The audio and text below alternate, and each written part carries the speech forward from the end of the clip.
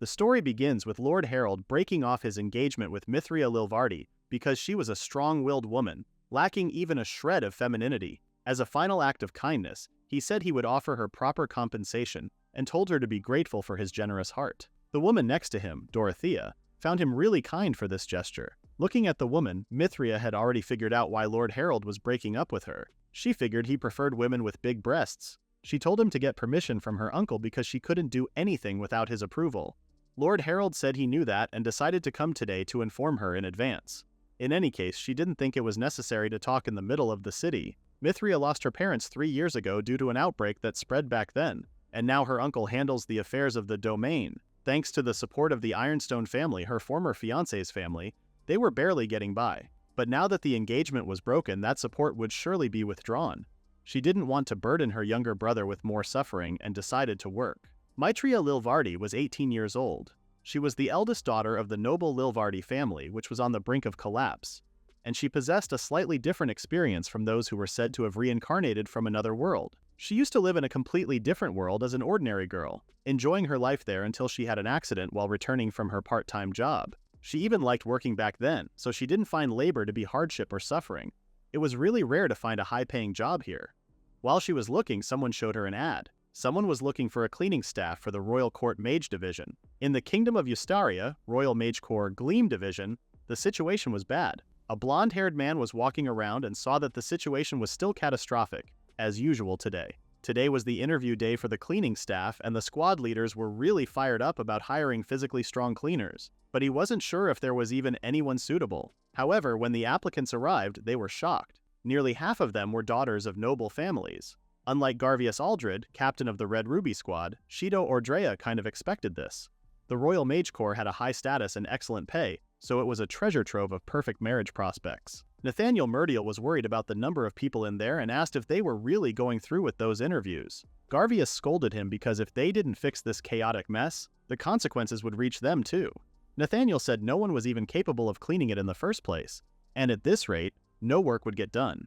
That's why they must find a cleaner here, no matter what it takes. Among the participants, Mithria was sitting nervously, but she expected that this job would be really popular. She waited 2 hours until it was her turn.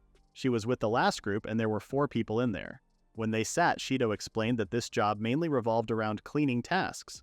They would sometimes have to wash tools contaminated with chemicals or carry heavy objects, so he asked in advance if they could manage that.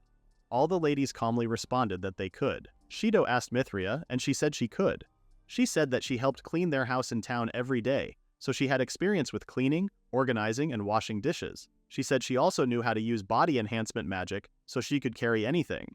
The other noble ladies laughed at her, and Nathaniel asked if it wasn't degrading for a noble lady to do household chores herself. Mithria responded that she didn't see that as degrading in the slightest, because being able to take care of her own affairs was something she considered truly valuable. They asked if she wouldn't mind working under someone else's orders, and she said she wouldn't. If she were working for her family, for her home, and even for herself, then that made her genuinely happy because only when she works and earns through her own efforts can she truly understand the value of money and the value of things. She believed this would be an incredibly meaningful experience for her. Also, she had no plans to get married at the moment, so she could work long-term. Confused, Garvius said noble ladies her age were usually already engaged and asked if she didn't want to get married. Mithria responded that her engagement was broken off just yesterday. They were quite surprised, so she explained that her fiancé said she lacked appeal as a woman, but she said she wasn't sad and she could now do what she loved, so she didn't mind at all. Garvius apologized for asking an insensitive question, but she said it was fine. As the last question, they asked what drew her to this job posting. She simply said the salary was high and she would get 3 meals a day and accommodation was included, so she would save on living expenses. They seemed to like how she was honest. Garvius asked when she could start working, and she said right away, if possible. Garvius appreciated her effort today and thanked her for her patience during the interview. The next day, they gathered the ones who passed the interview. The only woman in there was Mithria. She was so happy that she was going to have a good job. Shido informed them that uniforms would now be distributed to them, and each of them would be assigned a room to stay in. Today, they were going to be signing some documents, and work would begin 3 days from now. Nathaniel told them that they could quit if they ever felt like it. She was surprised that they were making this so easy for them after all that effort in the interviews. Nathaniel mentioned that the place they would be cleaning was the Abyss or the Catoic Nest, so they need to be mentally prepared. Everyone except Mithria was uneasy about the situation while she questioned what was going on. Nathaniel went to see the others and informed them that they were getting actual cleaning staff sent to them. They were pretty surprised. Nathaniel said some had come before, but none lasted more than a few days, so they wondered if they would last this time. The other one asked how many of those heroes were there this time. He responded that there were 5 people and one of them was a girl.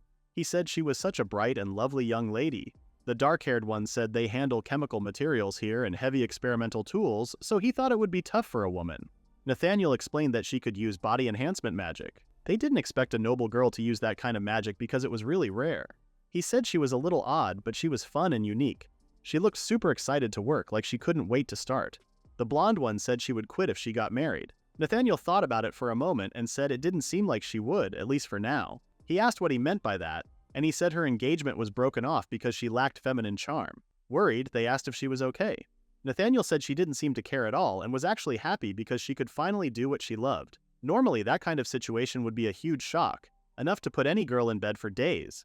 The blonde one seemed to be curious to see what kind of noble lady she was going to turn out to be. In the next scene, Mithria's little brother finished her preparations. Isheldin was worried about her sister and asked if she was really leaving now. She smiled at her brother and said she was. Isheldin was upset and apologized for not being able to help her more. Mithria told him not to worry about that and to focus on his studies properly because he would be the lord of this region one day, and that she should be the one apologizing for making him worry. Ishel strictly told her that she had done nothing wrong, and the one at fault was that disloyal man. Their maids and butlers agreed with Ishel. He told Mithria that she was always welcome to come back if she ever felt tired. She thanked him and said she would be fine. She had always wanted to work, so she was actually excited. She said she would have several days off each month and she would come back during those times. With that, it was time for Mithria to head off. When she arrived at the place, she realized that this place would be her workplace and home starting today, and she promised herself to do her very best. Inside, she was welcomed by Irina Orlean, the one in charge of the female staff. Mithria greeted her and said she hoped she would be up to the task. Irina showed Mithria her room first. It was originally made for 2 people, but since she was the only maid from the Violet Gleam division, she could use it alone. She added that the first floor was for males, and the second floor was for females. Entering the first floor was forbidden. Even though it was still early, they were going to head to the Violet Gleam division once she finished changing. She responded that she didn't mind starting early. Irene asked if she was ready, and she responded that she was, without a doubt. After she changed her clothes, Irene told her that the squad leader was over there and told her to get her instructions from him. After that, Irene left. Mithria knocked on the door and excused herself in. The place was covered with papers and dust, even the walls, so she wasn't sure if it was all right for her to enter this room. Nathaniel told her not to worry about the papers on the floor because they were all unnecessary things. She listened to him and said she was going to start working today. She introduced herself and said everyone called her Mithril, and that she would be happy if they called her that too. The other one asked if she meant it like the rare, extremely tough metal, and she confirmed him. Although their family's land wasn't very large, they had a mine that produced high-quality mithril, so she was named after it. She said she was unbreakable, uncrackable, unshakable, and the strongest in the world, so they could leave everything to her.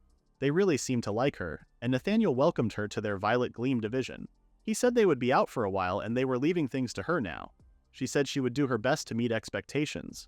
He looked at her and noticed how small she was. He introduced himself as Alfred Ludegar, the second son of Duke Ludegar, and stated that he served as the vice captain of the Violet Gleam division, since both his father and brother also worked at the royal palace. He asked her to call him Alfred. He also explained that the man with the purple hair she saw earlier was the captain of this division, and the other person was Joel Feltz, the other vice captain, just like Alfred.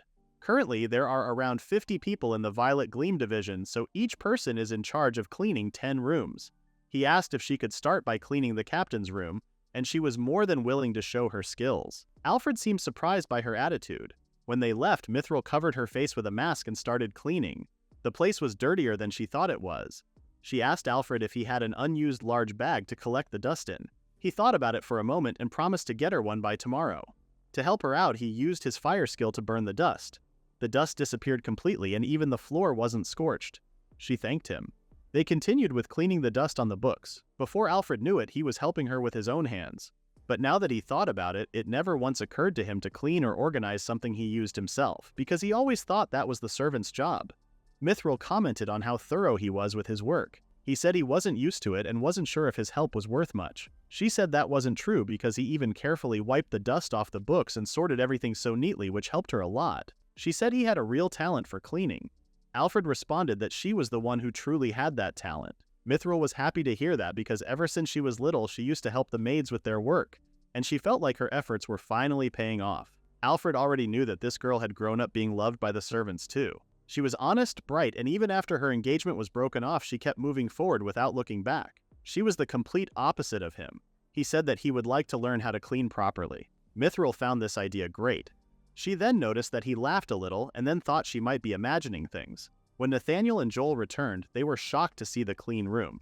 She said she was going to organize the papers scattered on the floor now. She said she found a cloth under the captain's desk and asked if she could throw it away.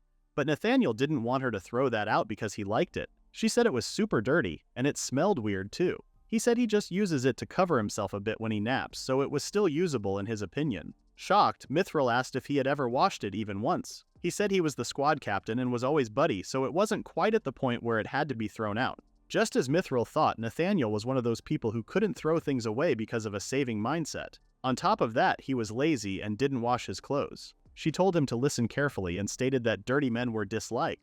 Nathaniel was shocked and said his wife and daughter never said anything. She told him that if he kept living like this, the day would come when he would hear things like disgusting and filthy, and it was only a matter of time before someone said that to him. Nathaniel was so scared that her daughter wouldn't want him to come near her. She said that that's why she was throwing this cloth away and asked if he would mind. Nathaniel had no choice but to agree with her. Alfred was stunned, so she asked what was wrong. He said it was nothing. She was going to insist, but then heard the lunch bell ringing. Nathaniel told her to take a break from cleaning and working and asked Mithril to come with them. She asked if she could join them, and he said it was her first time working in the royal palace, so he would show her where the dining area was and how it worked. Alfred encouraged her, so she was happy to join them. At the dining hall, Mithril couldn't help but notice that she stood out way too much because she was sitting with the captain and the vice captains, and all three of them were incredibly handsome too, especially Lord Alfred. No one would be surprised if you told them he was a prince. Just standing next to him makes the gazes of women pierce through her like daggers. But she knew there was no point in thinking about it because she needed to focus on the food now. The food was so delicious that she couldn't help but say that she was really happy that she got this job. Nathaniel said it should be natural, but she said they rarely ever eat white bread like this. Joel asked if managing the fief was that difficult. She explained that they had to borrow from neighboring fiefs 3 years ago, during the great crop failure, and now they were repaying those debts, so things weren't very easy. Alfred asked if that was the reason why she decided to work, and she said that was one of the reasons, but also she genuinely enjoys working. When she was little, she used to help with the wheat harvest, plow the fields, and even go hunting in the mountains. But ever since she got engaged, she tried to act like a noble lady, and even so, she felt like this kind of life suited her more. Even if she had gotten married like she was supposed to, she didn't think she would have been able to endure it. She didn't expect to be betrayed, but it didn't matter to her anymore. She needs to eat well and give it her all during cleaning this afternoon. After lunch, she continued working until Alfred came and told her that it was enough for today. There was just a bit of documentation sorting left, and it would probably be done by tomorrow. He had been helping her this whole time, so she felt like she had been bothering him too much. He said it was fine because even for them, it would be helpful if the captain's office were tidied up. They would help until this place was completely clean. Mithril thanked him once again. Nathaniel said she did a great job and waved at her. She thanked them for their hard work and left the room. At least the first day passed peacefully, so she was relieved and couldn't wait to eat dinner. However, while walking in the hall, she couldn't ignore those stains, especially the spots people pass through. So she started cleaning everywhere people pass through. She decided to stop after cleaning the floors and felt really happy that they had decided to hire her. When Garvias and Shido were going to Nathaniel's office, they were surprised to see the hallway looking so clean. They couldn't even remember when was the last time they saw this place this clean. But it seemed like the cleaned area was only the hallway leading to the captain's office. Shido said it was impossible to clean everything on the first day, so it was normal. When they entered Nathaniel's room, they were even more shocked because the floor was visible. The place had been tidied up so much. Shido couldn't believe they managed all this with just a few people. Nathaniel stated that there was just a girl, kind of a strange one, and she was the one who cleaned everything on her own since early morning. Alfred helped a bit, but he barely did anything. Garvias was amazed by this girl. Nathaniel found her amazing too and said she even expressed her opinions frankly to him and didn't hesitate at all when throwing things out. Thanks to you, the place has become this clean. Shido was surprised because even though Nathaniel seemed gentle at first glance and easy to fool, He was a scholar through and through, and when needed she used force to push his opinion, and he could say he was, in a way, the most dangerous person in this magic squad. Even so, many quit out of fear of his overwhelming magical power. Shido commented that the girl didn't seem scared of him at all, and Nathaniel agreed. He asked about the rest of the cleaning staff and he said they all came by to say hello in the afternoon. That way they confirmed that the one who cleaned the hallways was also Miss Lilverdly. Nathaniel was confused. Dugarvia said it was better if he saw it himself instead of explaining. He opened his room and saw the place clean, but there was something strange because she was cleaning this room the whole time. They figured that she had cleaned it after working hours. They were glad she was working hard from day one, but if she overexerts herself and quits, they would be in trouble. She was a rare person with genuine competence. Nathaniel agreed with others and added that she was also a kind girl. When he mentioned that Alfred started to get along with her, Garvius was shocked because Alfred was rude to every girl he had ever encountered. He would coldly and firmly reject confessions from noble girls, so he couldn't even imagine that. Shido said it was fine, and he was a smart boy who caught on quickly. Here was no doubt that Miss Lilverdly had no hidden intentions towards him. Nathaniel said he hadn't seen Alfred's gentle expression like that in a long time. After all he heard about Mithril, Garvius wanted to see her again. Shido said there would be a chance to talk to her later. In any case, the place really had become clean. They truly hoped she would continue working here at the Violet Gleam headquarters. In the next scene, Mithril was done with cleaning Nathaniel's room. They were all amazed that she was able to clean this place in just 2 days, and the table and sofa had been set up too, so now it worked perfectly as a reception room. Nathaniel thanked her for everything. He then gave her the room list. She was responsible for cleaning 10 rooms, including his and Alfred's. It was going to be tough, but they knew she would do her best. The next room she was going to be cleaning was Alfred's room.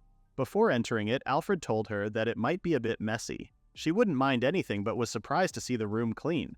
At this rate, just sweeping the floor and dusting would be enough. Alfred said he tidied up a bit yesterday. Mithril was confused because he knew there was a cleaning worker. He said it was because he learned how to clean, which meant that he wanted to apply what he learned. Alfred couldn't look at her eyes when she said that, but Mithril already saw his red ears. She smiled and commented that he was an amazing person, because actually putting into practice what he had learned and being able to do it himself was never easy. This was the first time someone had said that to him because they always told him that it was natural for him to be able to do everything. Mithril explained that it was because he was a talented person. They might say that because they knew he was capable, which means many people know he was amazing, but that didn't mean it was okay to withhold praise from others. She said that expectations, if not accompanied by appreciation, would turn into pressure, and that was not a good thing. That's why she told him to thank someone when they praise him. To give it a try, she said he was amazing and he thanked her. In the next scene, Joel was working and he noticed that Alfred was sitting in front of him. Confused, he asked if he wasn't heading to clean the room with Miss Lilverdly. He said he was, but since they finished, he moved to the next room. He was surprised at first, but then started to get used to her hard-working skills. Alfred noticed how she never stopped smiling while cleaning. He could feel her kindness just by watching her. She worked hard and laughed wholeheartedly. Even he found himself smiling without realizing it. He said he should get back to work too. The next day, Mithril prepared herself and decided to clean a bunch today too. However, when she tried to leave the room, her door didn't open. She tried over and over again, but it wouldn't open. She thought about destroying it, but it would be reckless. But if she stayed like this, she would be late, so she thought about something else. She opened her window and looked around. She decided that she didn't have a choice, so she climbed down the window and landed safely. And she still had some time left. She made it just in time because she wasted too much time hesitating. When she entered, her colleagues glared at her and didn't even greet her. She started to notice that her colleagues didn't like her. She wondered if she had done something to upset them. When she looked at the storage, there was only a bucket and a mop. She started to feel like this was all intentional. She calmed herself because as long as she had a mop, she could still clean and do her job perfectly. At lunch, she picked out her food and the captains called for her. Nathaniel asked if she would like to join them, and she was happy to. They asked how the cleaning was going, and she said she would finish the 4th room today. Nathaniel commented that she was working hard, and she thanked him. She was so happy that they praised her. Nathaniel informed Mithril that a package had arrived for her and asked if she knew what was inside. Confused, she looked at the box and noticed that it was moving a little. It seemed like there was a living creature inside. Alfred didn't sense any magic coming from it. She asked if she could open, and they were shocked that she wanted to open. She thought it might be better to open it outside. But Joel said if there was a living creature inside, they had to let it out, because it would be cruel otherwise. He was surprised she would open something from an unknown sender so boldly, but they couldn't just throw it away either. Alfred stood up and said they should go check it out. They went outside, and Nathaniel started casting out a spell so it wouldn't be able to escape. Mithril thanked him and slowly opened the box. Inside there were 3 green worms. Excited, she asked if she could keep it as a pet, but then remembered that she wasn't allowed to keep pets in the servants' wing. Nathaniel said it was true, but he was just surprised that she wasn't afraid of bugs. She said she used to catch bugs all the time when she was little. She asked what they should do with it. Nathaniel asked her to give it to him and put them inside the bushes. He asked if the package was not sent from her family just to be safe, and she said it wasn't. Nathaniel asked her to go back to cleaning, and they had a work-related matter to discuss. She said okay and excused herself. She wondered if this package was also part of the harassment. Even though the worm was cute and actually made her feel better, things might turn out much worse for her. She wondered why everyone hated her so much. She just wanted to get along with everyone. Meanwhile, Nathaniel and the boys were talking about how this was a form of harassment. Joel stated that the beautiful decoration around the box makes it seem even more malicious. Nathaniel decided to keep the box because they might need it once they identified the culprit. They decided to keep a close eye on Mithril because something else might happen later. Alfred thought they had only known her for a few days, but her presence brought a cheerful atmosphere and made the place feel more comfortable, and he didn't think he wanted to lose that warmth, and it might be the reason why he couldn't ignore what was happening. 1 week later, Mithril came with another news. She said a rat was sent to her, a snake dropped on her, and even water. But she claimed that she was fine and there was no big deal. Joel didn't think that really counts as fine. She said she didn't remember doing anything that would make someone hate her. She then started freaking out, thinking she might have made a mistake without realizing it and unknowingly bothering someone. Nathaniel stated that they haven't received any complaints or reports of mistakes so far, and he could confirm that she had been doing her job really well. Alfred told her not to keep everything bottled up and to tell them if anything was bothering her. Nathaniel asked if anything was bothering her. She thought about it for a moment and decided to say that her room door wouldn't open. It seemed to be sealed with magic and it wouldn't budge at all. Confused, they asked how she got out of the room. She said she had been getting in and out through the window using the drainage pipe since she couldn't destroy the door. Alfred couldn't believe what he was hearing. She said she was reinforcing her body with magic, so even if she fell, she wouldn't get hurt. Alfred told her that this was not the point here. Nathaniel approached her and put a fake smile on his face, asking her to go to the room right away, right now. They went to her room, and Nathaniel confirmed that the door was sealed shut with magic. But it was okay because Nathaniel could easily remove it. Irene couldn't believe this and told her that she needed to report things like this to them immediately. Mithril apologized, but Irene knew this wasn't her fault. But entering and exiting through a window was a security risk, and she needed to make sure not to do that again. Nathaniel broke the seal and asked her to try opening the door now. Thanks to him, the door opened very easily. Coming through the door really made her feel like she was coming home. In the next scene, Mithril was swiping the floors when another maid came and told her to come with her. She started walking somewhere, but Mithril didn't follow her as she told her to do. When she noticed that, she asked why she wasn't following her. She said she was told not to go with strangers. This time the girl grabbed her wrist and started dragging her. When she brought her outside, the other maids started making fun of her appearance, saying she looked plain and was poorly dressed. Shocked, Mithril wondered if this was what they called a summon. She didn't think anyone would do that. The girl noticed that she was eavesdropping on their conversation. She apologized and asked what this was about. The girl told her to stop working as a maid at the Violet Gleam place and to resign immediately. She told her that she didn't belong in this place and they were sure the members of the Violet Gleam were feeling uncomfortable as well. She responded that if they thought she was unnecessary, then they would dismiss her right away. The girl got mad and attempted to slap her in the face, but Mithril grabbed her hand. The bully girl realized that she wouldn't be able to beat her, so she told the man to teach the girl her proper place. The boy approached her and grabbed her hand. He said he had no grudge against her, but they asked him to disfigure her. Mithril confirmed that he was going to attack her, so she said what she was about to do would be legitimate self-defense. She grabbed his arm and threw him to his other friend with ease. The others got involved, but she defeated them and told everyone that she was a woman, not a wench. After that, Alfred's voice was heard, telling them to stop right there. The other maids acted like Mithril was the first one to attack without a reason, but Joel said everything they did was recorded by a magical device. They all saw what they did to her. Alfred asked if there was anything they wanted to say now. The boy said he was only told to do that. Alfred knew he was from a ducal family and he could refuse the order, and when he didn't, he became an accomplice to the crime. He told the guards to arrest those 6. Crimes within the royal palace must be judged by the king. After that, Alfred said he would escort her to the servants' tower. Mithril said she was fine and told him to return to his duties, but he didn't want to leave her alone. He asked if she was hurt.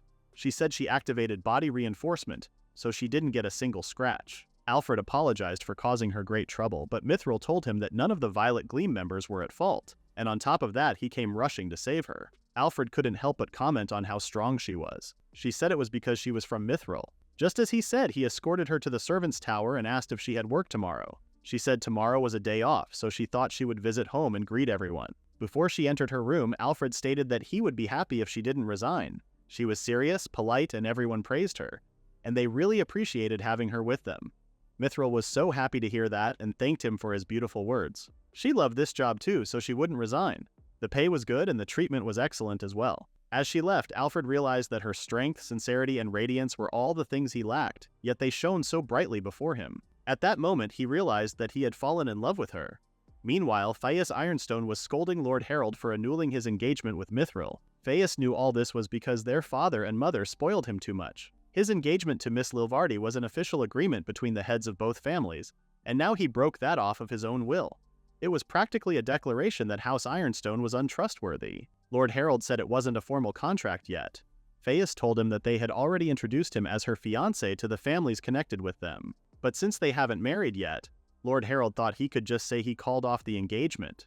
But then they would say he was a foolish man, and that their family was the house that raised a laughingstock. He decided to explain it in a way even someone like him could understand. He asked if he knew where they were getting the weapons and armor, and the precious metals for the jewelry sold in their lands. Lord Harold knew it was from the territory of Mithria. The Mithril ore extracted from there was sold at extremely high prices, and thanks to his engagement, they were getting the good metals at discounted rates. Lord Harold said that the family was in debt to them, but if they had been dealing at fair prices, they would have repaid their debt a long time ago, and besides, he asked if he remembered when he caught that plague 3 years ago. Apparently, the medicine that saved his life was also from them. They could have forgiven their debt in return, but they insisted on repaying the favor. And since they felt that didn't match the value of what they did, they offered them additional support from their side. He thought the noble house Lilvardi depended on them, but in reality, they were he ones who depended on them. After their father received a letter from their house explaining what had happened, he was furious, and Fiancé was disappointed in him as well. They were going to pay compensation, and from now on, they would deal at full price without any discounts. The family was going to suffer economically, and its reputation would be stained as well, all because of Lord Harold. Harold suggested re-establishing the engagement. Fiancé asked if he really thought someone who betrayed his fiancée and broke off the engagement literally would be forgiven just like that. And her lover Dorothea was from the house of Count Brandley. Lord Harold was shocked that his brother knew that. He told Lord Harold that Dorothea Brandley was known among the noble youth as a one-night girl. That's why he kept warning him to be careful about his social relationships. Lord Harold didn't agree with his brother because apparently Dorothea said she loved him. Dorothea played with fire more than she should have, and now no one wanted to marry her. And he, with his foolishness and ignorance of rumors, fell right into the trap. The Brandley family was infamous for their extravagance, which is why their father would never approve of such a marriage. If they tied themselves to them, they would never stop draining their money. He asked what he didn't like about Miss Lilvardi because they were childhood friends. Lord Harold corrected him that they were never friends, and she was always stronger than him. He aspired to become a knight, but to marry a woman who was better than him with a sword would be unacceptable. Fiancé couldn't believe it just because of that, but apparently it was an important issue for Lord Harold's ego. The next day, Mithril woke up refreshed. It was nice that the weather was sunny since she was on a break today. She went outside and started looking for someone. A woman named Ariella appeared and greeted her. Mithril and Ariel were good friends, and Mithril missed her so much. Ariella mentioned that her letter really surprised her, but she was glad to see her doing well. She had so many questions, so she told Mithril to get ready. Meanwhile, at the division, Nathaniel and Joel were talking about Lord Alfred and Miss Lilvardi's relationship. Joel felt like the two of them were a perfect match. Nathaniel said their personalities were complete opposites, and it might be the reason why they were working well together. He was surprised at how kind Alfred was toward her. But when Joel asked him about her before, he said she was eccentric, and that's what made her special because mages prefer odd people. Nathaniel didn't think it was wise to interfere too much these days, so it was best to let things unfold naturally. Joel agreed. When Mithril told Ariella what happened, she was quite annoyed at Lord Harold. Ariella told her why she went through all the trouble of working at the royal palace when she could have just taken the compensation and been done with it. It was entirely his fault anyway. She said she would accept the compensation, but she planned to use it to repay the debts she had borrowed, so she wanted to earn money to cover her living expenses. Ariella was upset about her situation, but Mithril told her not to worry as she truly loved her work. Ariella looked at her like she realized something and said she was from Mithril after all. She then asked which section she was cleaning, and Mithril said it was the Violet Gleam section. She was shocked because that place was nicknamed the Chaotic Nest because of how filthy it was. She was worried that she might not be okay in there. Mithril told her friend that it wasn't that terrible. It was messy, but not to the point of trash piling up to the ceiling or being packed with junk. It seemed like no one knew how to organize the place. Most members of the Mage Corps were nobles, and many of them had never cleaned for themselves, so it made sense a bit. And even the cleaning staff used to be nobles, so it was natural they would struggle if they weren't used to it. Someone like her being able to handle everything and do all the housework was really rare in this world. But it was odd because Mithril had never heard that the red ruby or amber sections were dirty, so she wondered why. Ariella thought it might be because they were always outside. Red ruby specializes in fighting magical beasts, and amber handles royal family protection and disaster relief. Meanwhile, violet gleam specializes in toxic magic research, so they stay in one place all the time. After Ariella's brilliant assumption, Mithril figured out why the place was so dirty. Ariella couldn't believe she didn't know that before she started working there. Ariella didn't know what kind of experiments they ran there, but she still told her to run away immediately if she ever felt like she was in danger. Mithril told her not to worry because if it was really dangerous, they wouldn't let her near the place to begin with. Ariella was still worried, but just told her to be careful. After that conversation, it was time for Mithril to go. Ariella told her to feel free to drop by any time if anything happens. She was her dearest friend, so her home was always open to her. Mithril really loved her friend. After saying goodbye, she finally arrived at her home. It felt so comforting to go back. Annie and Vance greeted her and she hugged everyone. Vance said the young master was also waiting for her. As she entered, she noticed that the house was still neat and clean. She apologized to Annie because if she had been here, they wouldn't have to work so hard. Annie told her that she was still strong and that this work was no burden for her. Besides, if she had trouble, she asked Mr. Vance for help. Vance teased Annie for taking advantage of a poor old man, but she said he was only 2 years older than her. Mithril thanked them both because they were always working so hard that she wanted to work harder too. Vance told her that she was already doing more than enough, and if she overworked herself, the young master would be upset. Speaking of which, Ishil came downstairs to greet his big sister. He was so happy to see her, and they went to his room to catch up. She asked if anything had happened while she was away. Ishil said there wasn't much and asked how it was for her. He assumed the job was tough and told her not to overdo it. Mithril comforted him that she was not overexerting herself, and that everyone in the Violet Gleam was kind, and that the work was enjoyable every day. Ishil was a bit relieved. He then informed her that a letter came from their Uncle Sylvia, and another from the Ironstone family. Curious, Mithril opened the letter and saw that they were starting discussions about the engagement annulment and renegotiating the terms. But in the end, it seemed this would bring some financial stability to their territory. They would also send them money, and with her salary they would manage. In other words, her engagement to Harold had been officially annulled. Ishil was glad that it happened before the wedding because just thinking that someone who would cheat while engaged might have become his brother-in-law gave him chills. As for Count Ironstone, he agreed to follow their trade terms, and the rest of the letter was just an apology. The Count had always been fond of them since they were little, and when their parents passed away, he was the first to come to their aid. He used to say he was waiting for the day she would call him father, and she thought the same. It was sad that she wouldn't be able to call him that anymore. Ishil was also upset about that, but she said there was no helping it and they must not forget what he had done for them, and they should continue to support him when needed. Ishil had to tell her that her kindness might get her into trouble. She didn't really understand what he meant, but what happened was inevitable. She knew Harold didn't love her. It all started when she joined him in sword training. He wanted to become a knight, but every time they dueled, he lost, and over time he began to avoid her. Because he lost to a younger girl in swordsmanship, his pride was completely shattered. At the time, she didn't realize it and kept challenging him over and over, defeating him every time. Thanks to him, she learned body enhancement techniques, but in return, she wounded her fiancé's heart. Ishil asked if she was thinking of never getting married. She said she was not thinking about that right now. Ishil heard there were many eligible people in the Mage Corps and asked if it was true. He wondered if there was someone who had caught her eye. The first person she thought of after that question was Alfred. She was confused as to why she thought about him because he was from a ducal family. While they were merely from a minor Viscount house, marrying her would bring him more drawbacks than benefits. An ordinary person like her wouldn't suit someone like him, so she said there was no one. She added that if she ever met someone suitable and they got along well, then she would marry him. But living a carefree single life like uncles was a bad option. Annie and Vance joined the conversation, saying there was no need for marriage if she was happy without it, and there was no point in it if it didn't bring happiness. Mithril didn't regret her choices, but sometimes she worried. Even so, as long as people were wishing her happiness and people who needed her, she believed she could keep moving forward and keep trying her best.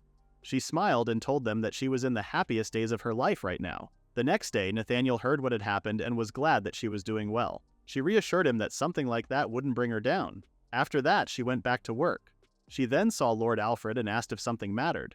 He responded that the storage space wasn't enough and asked if it would be alright if he left this equipment here for a short while. He promised to move it tomorrow or the day after.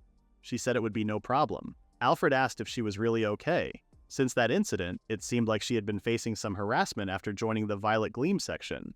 She didn't know what to say, so she just smiled at him. He asked if she ever thought about quitting or if her family objected to this. She realized that she had forgotten to inform her family about this issue. It didn't seem that important, but she promised to write them a letter, and she promised that she wouldn't resign. Alfred somehow seemed relieved and said he appreciated that. Seeing his bright face, Mithril recalled when Ishal asked her if there was something she was interested in. She tried to convince herself that there was no one, but she knew Lord Alfred was a really good person. He was kind, serious, and always trying to maintain order and organization. His expression may be stern, but deep down he was a sensitive person. He kept his distance from others, but he cared about her and asked about her, and even showed concern for her. She thought it might be because he wasn't good at expressing himself. She got distracted for a moment and cut her finger. Worried, Alfred asked what was wrong, and then he saw the needle. This was Mithril's first time being targeted like this. Alfred got mad that this was still happening even now. She tried to convince him that it was nothing serious. Cleaning tools were being hidden, being ignored, and these needles were just childish pranks, and that was all. Alfred held her bleeding hand and said this cannot be called a prank. He used his power to heal her finger. He was so close, and Mithril could see his eyelashes, his blue eyes, and his beautiful face being well balanced. They ended up getting a lot closer than necessary, and she was pretty distracted. He said the wound should be fully healed with that. He said he would get rid of the needles too. She thanked him and said she would be taking her leave now. But the door didn't open again. It was the same spell that was used last time, and it was most likely triggered when they saw her entering. She couldn't believe they would do that, even though he was here. Alfred used his power again to open the door. She was glad that he was here because otherwise she would have had to break the door down. Alfred told her not to hesitate to break it next time, and they would hold the culprit accountable. She felt reassured and said she would. When Alfred returned to his room, he was still thinking about how her face suddenly came close and he flinched. Just like how Mithril observed his face, he noticed her features too. Her dark violet eyes up close had a faint silvery glow like the sky moments before nightfall. And the hand that touched him was also small. She made him want to embrace her without thinking. But to hug her out of nowhere like that would be just him and the knights. The only one allowed to do that was the fiancé. Even with his former fiancé, he never felt this way. He was convinced that this was a serious illness. Meanwhile, Mithril was about to clean the windows and encountered a beautiful-looking man. He didn't look like he was from the Mage unit, so she greeted him and asked if there was something he needed. He surprised her with his laugh and made her question herself. He apologized for giggling and told her not to mind him. He asked if she could guide him to the Supreme Commander of the Violet Gleam. While they were walking there, he said how this place was surprisingly clean, even though he had heard how people called it the Abyss. Mithril responded that they clean it regularly every day now. He smiled and said he should thank her. She said she only takes care of a small part and she haven't done anything worth mentioning. The mages of the unit helped her a lot. He found her pretty humble. She responded that it was because it was the truth. There were many nobles in this place, so they simply didn't know how to clean or organize things. And now, as he could see, the place was clean. He said it would be thanks to her since she was the one doing the cleaning. She smiled and explained that even if cleaning was done daily, if people were really making a mess, then no number of hands would be enough to clean it all. The conversation ended when they arrived at the Supreme Commander's room. He thanked her for guiding him and entered the room. Mithril felt like she had seen this person before and then realized that he resembled Lord Alfred. Now that he might be from the Duke's family, she thought she might have acted a bit too casually with him and decided to be more careful next time. The man entered the room and Nathaniel greeted him. He said it was an honor to greet His Highness the Third Prince. He told him to take it easy because they were not strangers. This person was Konig Ordoya Eustaria, Third Prince of the Kingdom of Eustaria. Nathaniel asked if he had sneaked around the palace without an escort again and said they were going to scold him. Prince Konig responded that he was in charge of the mage unit anyway, and he could protect himself.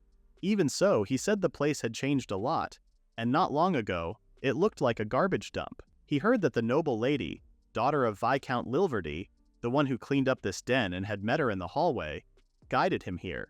But she didn't realize he was royalty. She was speaking with him casually during the guidance, and that natural behavior was really refreshing for Prince Konig. Alfred deeply apologized and said he would make sure to warn her properly. Prince Koenig said it was fine because the situation was amusing as it was. He wanted to bet on when she would finally realize it, but Alfred didn't want to bet.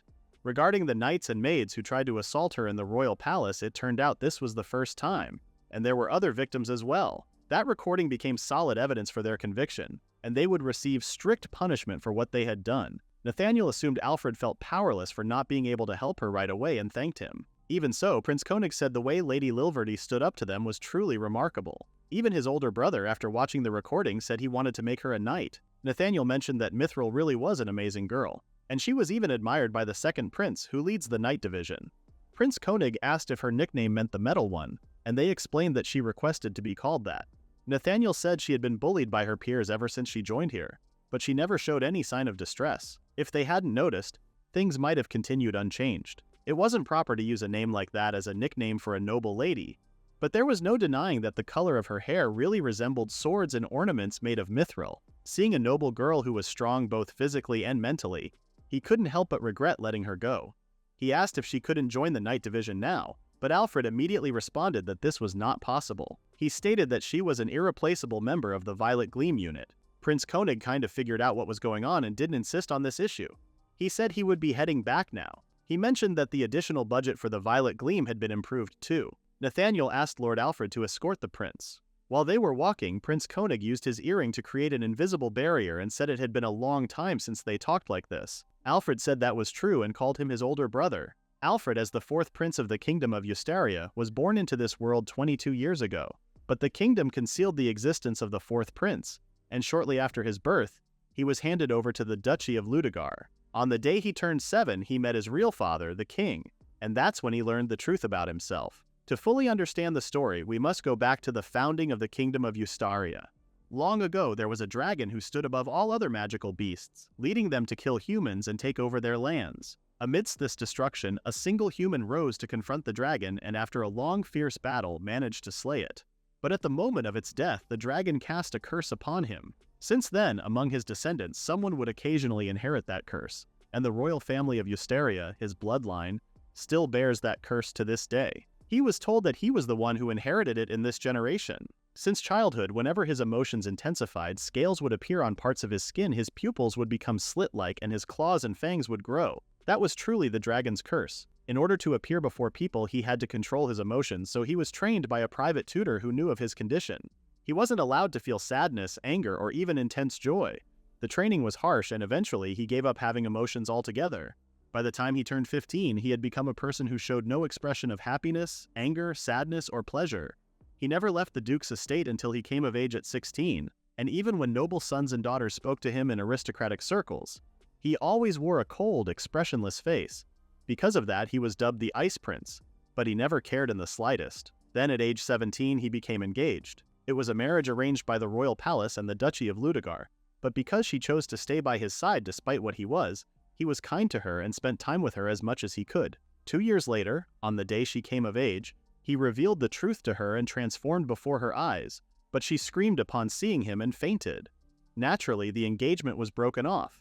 A binding spell was cast on her to prevent her from revealing the secret, and a new engagement was arranged for her immediately. It hurt him, but he thought it was inevitable. It was rare to find someone who could accept such an ugly form. After that, Alfred secluded himself within the Violet Gleam unit, dedicating his time to work in silence, avoiding people as much as possible.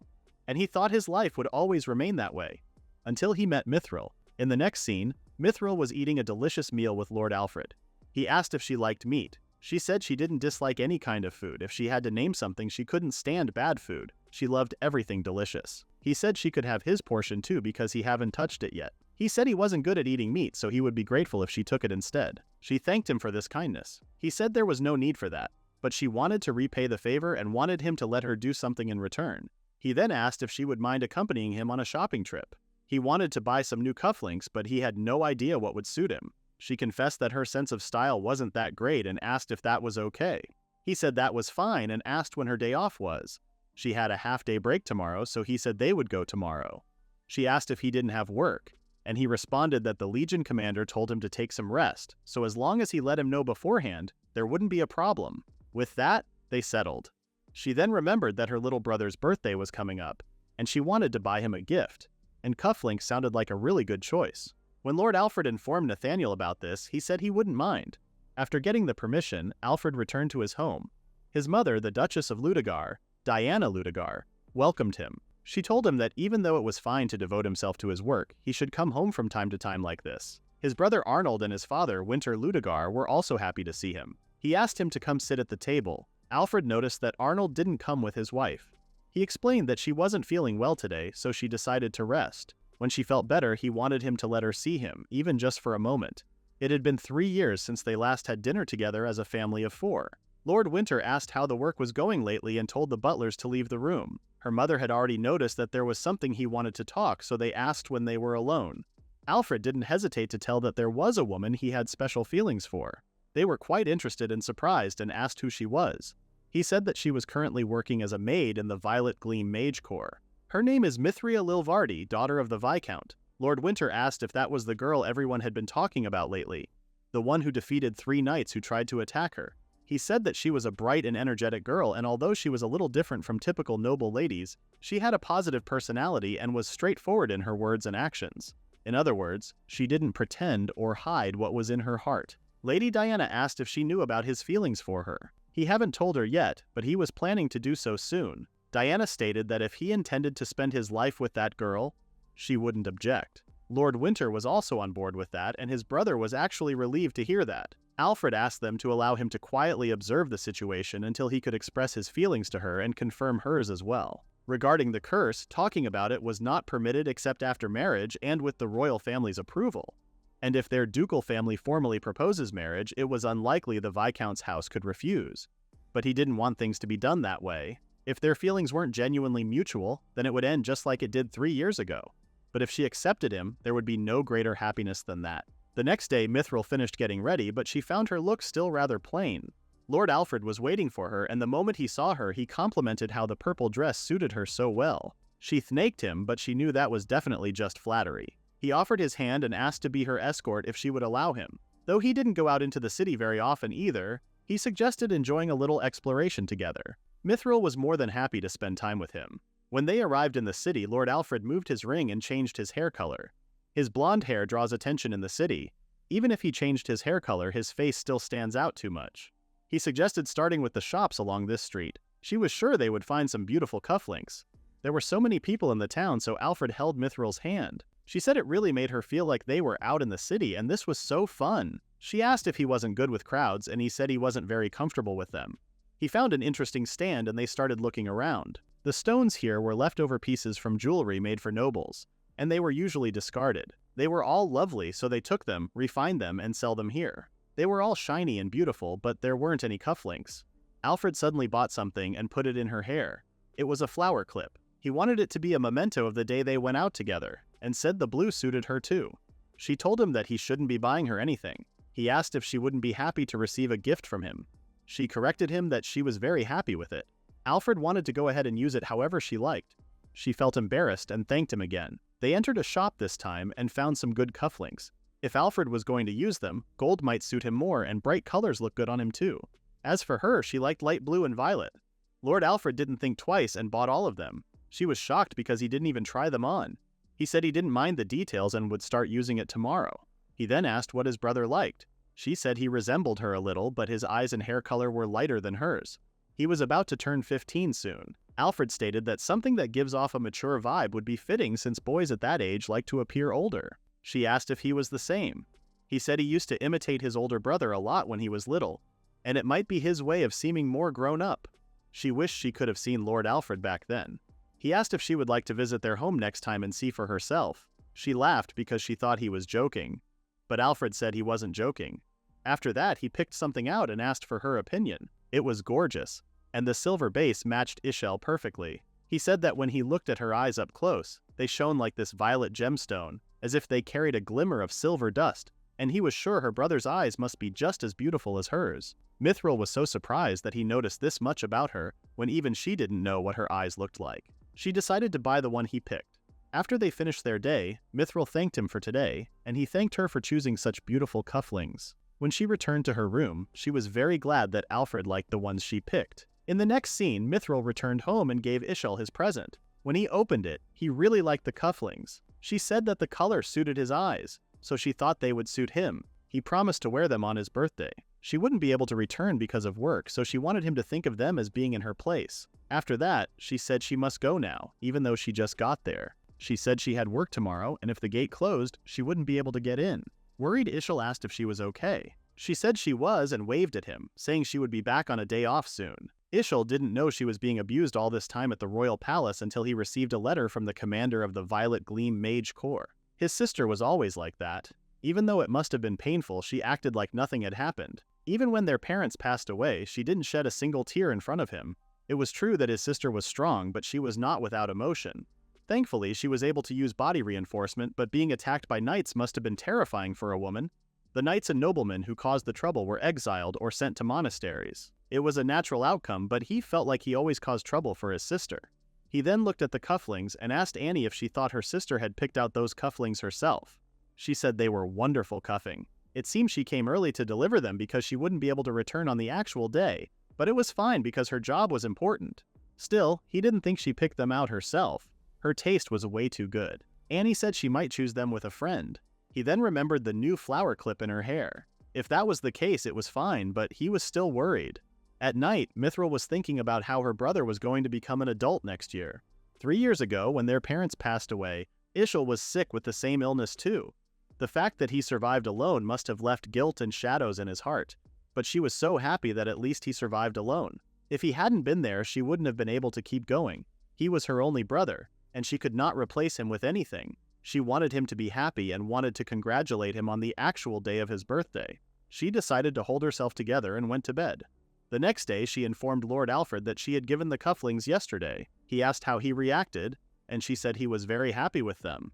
Alfred said that it was wonderful. She mentioned how he promised to wear them on his birthday as if they represent her by his side. So she was happy. He asked if she wasn't going home, and she said she had work the next day too. This was a good opportunity because if she keeps clinging to him like this, it would be hard for him when he gets married someday. Alfred said he didn't think her brother would mind having her by his side. Even if she stayed with him in the same house without getting married, Ishil wouldn't see her as a nuisance or get angry with her. And that was exactly why she didn't want to be a burden on him. Alfred changed the topic and mentioned that Bernard Collin resigned, or rather the commander of the Corps forced him to resign. She asked who that was. He said he was one of the servants working there with brown hair. She remembered the one who glared at her. Alfred said he was the one who hid her cleaning tools, put needles in the mops, and also incited the maids to keep the door jammed with magic. Now she understood that it wasn't just limited to the noble ladies. She asked if firing him was a bit too much. He said he was dismissed because he wasn't working in the first place. He kept complaining, had poor behavior, did no work, and on top of all that, he was hurting her. So keeping him was not an option. He had warned the other 3 as well, so he didn't think they would dare to harm her again. She thanked him again. She didn't really care that much, but getting rid of the abuse would definitely make her life easier. It would be troublesome if it affected her work. She noticed something was off and asked Alfred if there was something on his mind. Alfred asked if she wanted to get married. She said her engagement was once broken off, so it might be difficult. He asked if they set that aside. She said that if she met someone suitable and felt like she wanted to marry, she might. She asked if he would want to marry someday, or if he had a fiancé already, and he said he didn't. But there was someone he thought it would be nice to marry. After he said that, Mithril felt something weird in her chest. She said being wanted by a handsome man like him must feel amazing. Alfred was a straightforward man, so he said he meant her. Mithril was so shocked that she dropped the mop and started listing negative things about her, including the fact that she didn't have a big chest. He told her that this didn't matter to him, and that she was a very kind lady. But she was even more shocked because she was the girl who knocked out 3 knights at once. Alfred said he might like strong women. She then said she was from a Viscount family, and their social status gap was huge, and she was also poor. Alfred stated that he was the second son, so the difference in status wasn't a big deal for him. Her financial troubles were caused by the bad harvest 3 years ago, so when they got engaged, his family would provide support. But Mithril said the Duke's family would definitely oppose this. He said he haven't faced such opposition because they already approved. She said that she was a girl whose engagement was broken off before. Alfred told her that he was a man whose engagement was broken off too. She didn't expect him to be engaged before. He said the engagement was broken off for several reasons and he was single now. He asked if there were any other problems. She told him that she wanted to keep working. He was fine with that. On the contrary, it would be a shame if she resigned from the Violet Gleam, so he hoped she would continue working with them. And also, this way he could see her even during work hours, and that would make him happy. He then said he loved her. Everything was too sudden and too much for Mithril, so she wanted to postpone her answer. Because she didn't know if she loved him or not, so she asked him to postpone the matter. He said he understood her and he would do his best to make her fall in love with him. She asked if there wasn't something strange about what he just said and it didn't make sense. He said it was not wrong. As long as she didn't hate him, then there was still a chance she would love him, and just knowing that much was enough for him. He asked if he could call her Miss Mithria. She allowed him, and then he told her to rely on him from now on. Mithria thought about this moment all day long. Even in bed, she was still trying to process the fact that Lord Alfred loved her. She was so shocked, she screamed and panicked because she had never shown her any sign of it before. And because no one had ever confessed to her before, she blurted out that she would postpone her answer without thinking. But she loved him too. She didn't know whether she loved him as a man or just as a person, but she didn't hate him. That's why she couldn't reject him outright. She was freaking out all night trying to find the right answer. The first person Mithril saw the next day was Lord Alfred. He greeted her at breakfast and asked if he could accompany her. She wasn't ready for this yet, but had no choice but to allow him. When he sat, he said he had left early hoping to see her, and it seemed his decision was right. She said they saw each other at work. He responded that when you love someone, you never tire of seeing them again and again. Mithril was surprised at his straightforwardness. While they were working, Nathaniel commented on how they had been spending a considerable amount of time together lately. Mithril was so panicked that she dropped the books she was organizing. She immediately apologized. Lord Alfred explained that he had confessed his feelings to Miss Mithria and was doing his best to win her heart. Everyone was so shocked, including Mithria. Nathaniel asked if he really did that, and Alfred nodded. He was so happy and told him that he did well. Joel didn't expect him to take initiative so quickly. Mithria was confused as to what was going on. Joel said he knew Alfred had special feelings for Mithril. Mithril couldn't believe she was the only one who didn't notice anything. Nathaniel told Mithril that Alfred was genuinely a good man. He was handsome, financially stable, and the second son of a distinguished duke. He was responsible and serious, which would make him the ideal husband. She said he might be. Alfred stated that he would support the Lilverty family with everything he had, financially and socially. She responded that it was a generous offer that truly frightened her. But she knew there was no denying that his support would be significant. When Ishil was introduced into aristocratic society, the Duke's backing would give them great strength. Even the matter of breaking off her engagement with the Ironstone family would be closed forever, and no one would dare to speak of it again, and she would be able to continue her work as she had.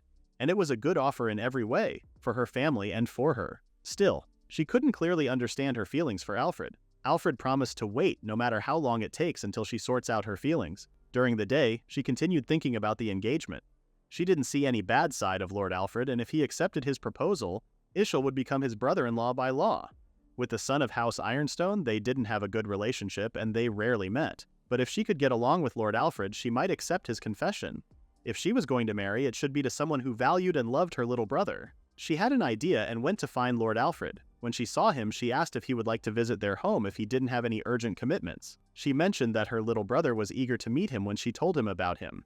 Alfred asked if this meant that she was officially inviting him, and she said they were poor and couldn't welcome him with luxury or grandeur. He said it was perfectly fine and he would be happy to see her just as she was, without pretenses, because that would give him the chance to know the kind of environment she grew up in, and the people who surrounded her. The next day, they entered Mithril's house. Annie and Vance greeted them. Ishil introduced himself to Lord Alfred and he told him not to be formal with him.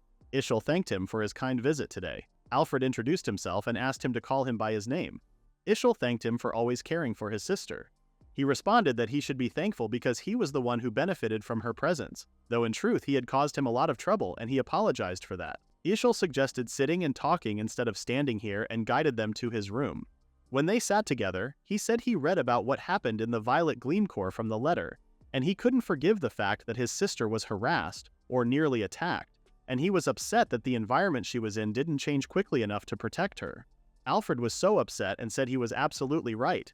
Shocked, Mithril told Ishil that it wasn't Lord Alfred's fault. She was the one who didn't tell anyone right away about the harassment, and there were people in the Violet Gleam Corps who were kind to her and looked after her a lot. Ishil didn't object to any of what she said and added that she was also in the wrong here. Just because she was okay didn't mean she should bear everything in silence, and he told her not to do that again. Ishil then asked Lord Alfred to lift his head. Strict disciplinary action was taken regarding that incident, and the families of those individuals and the individuals themselves were punished.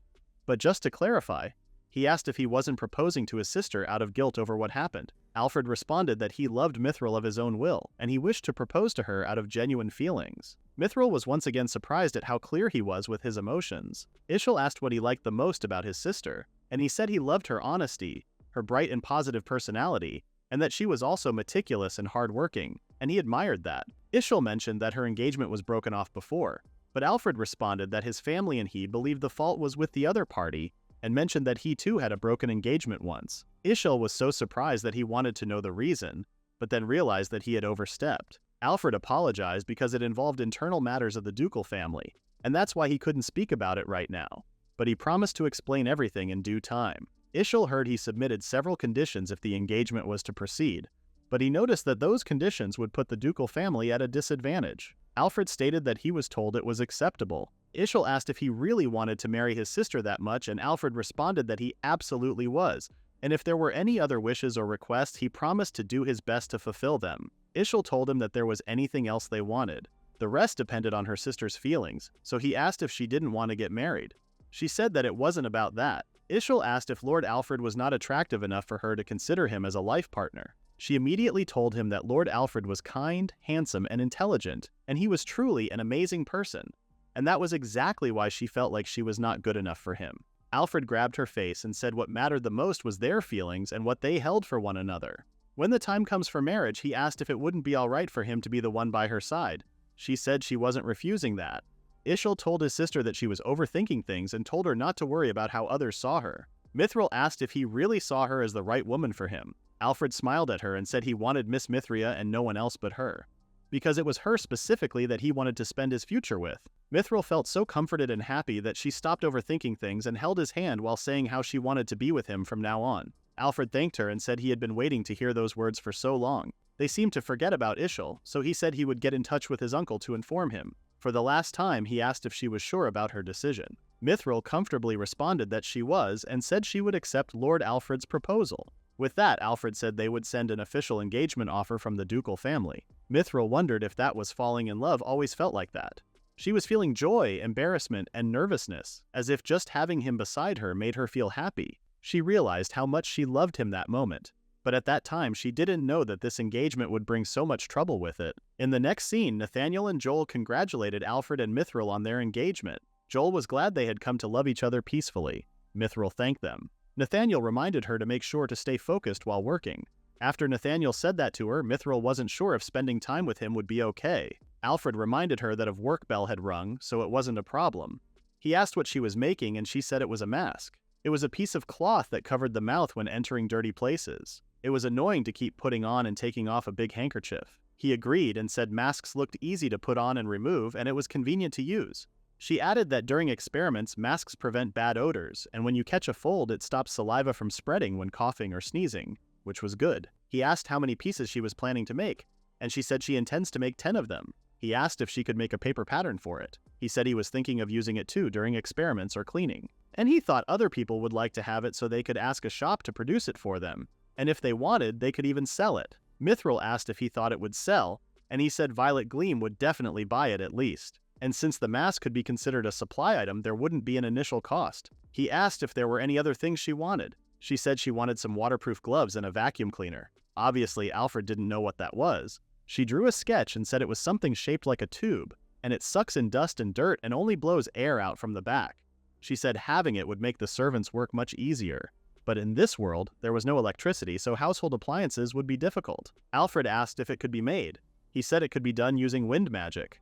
Mithril didn't realize that until now. Alfred asked if she would like to try making it together under both their names. He thought it would sell too because it was an innovative tool that reduces cleaning effort. She was so excited and held his hand, saying how grateful she was to him.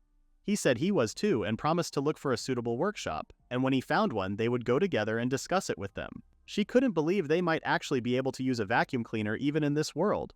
But according to this design, he said, anyone who couldn't release magical energy couldn't use it. He suggested trying to make a vacuum cleaner that worked with a magic stone in the future, so anyone could use it. Those who couldn't use wind magic included Mithril too.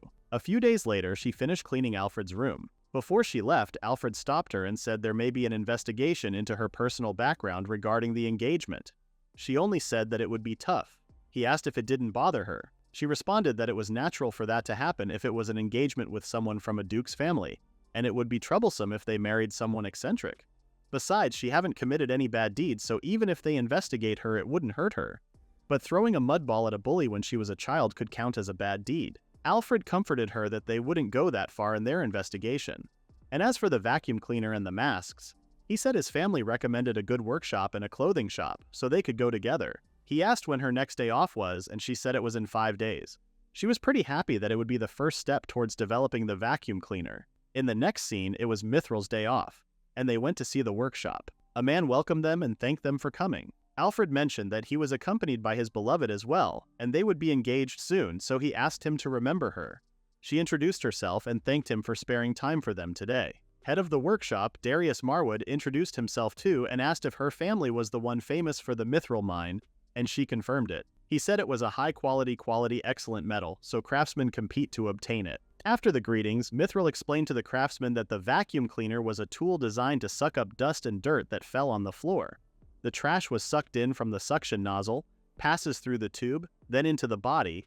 The air was separated from the trash, and finally, only clean air comes out. When she finished explaining, Alfred mentioned that the basic magic used was wind magic, and he thought using 3 magic circles for those stages would be best. Among them, the one with glasses said it was enough to engrave the magic circles, and they could even use a burning stamp, which made mass production easy. The general public could buy them, and even if they broke, it was just to replace the parts. The head of the craftsman asked for some details about the suction nozzle because he wondered why there was a flat shape separated from the tube. After all, it might scratch the floor. Mithril said that when it was flat, the suction range was higher and the suction power spreads more evenly than with the tube, which reduces damage to carpets and such. And if they add a small soft brush to the suction nozzle, the floor wouldn't get damaged either. He asked if that nozzle would make the tube unnecessary. She said that the tube was useful when cleaning furniture gaps or window edges. The others found this very helpful. They asked what length the tube should be, and she said it should reach the ground when held in hand, without needing to bend your back. They then asked if there was a reason to divide the suction power into 3 levels. She said she wanted to adjust it depending on the use and explained where she would use them. They asked how strong the suction was in the weakest setting, and she said it might be strong enough to make a sheet of paper stick, but it could still be pulled off by hand. She apologized for giving uncertain answers, but they said magical tools began with imagining what they wanted to create, and to make it real, they sit down and discuss it with craftsmen like this. It was enough for them to just voice what came to mind, and that alone was helpful. As for deciding whether it could be realized or not, that was up to the craftsman. In her previous life, she didn't even think about structural details and regretted now learning more about such things. After discussing what was left, they left the rest to them and hoped they would take care of it. It was lunchtime, and Alfred said he had reserved a table at a nearby restaurant. She asked if she could go in dressed like this, and he said it was fine because the place wasn't too formal and they had a private room. Besides, he said her dress today suits her very well. The frills make it more elegant and beautiful. She thanked him and figured that he liked this type of clothing. He said they would buy her more dresses and jewelry when the engagement was official, but he wanted her to say if there was anything she liked because he felt happy thinking he could make her even more beautiful. Mithril said that would burden him. Alfred responded that clothing the woman he loved was a kind of self-fulfillment for a man, and it was also a way to express the depth of his feelings. So if it didn't bother her, he asked her to let him spend on her. He said that it was enough for her to accept his feelings with a smile. Receiving gifts and spending from such a wonderful, handsome man, and to just accept them like this, made her feel like she was going to be a villainess.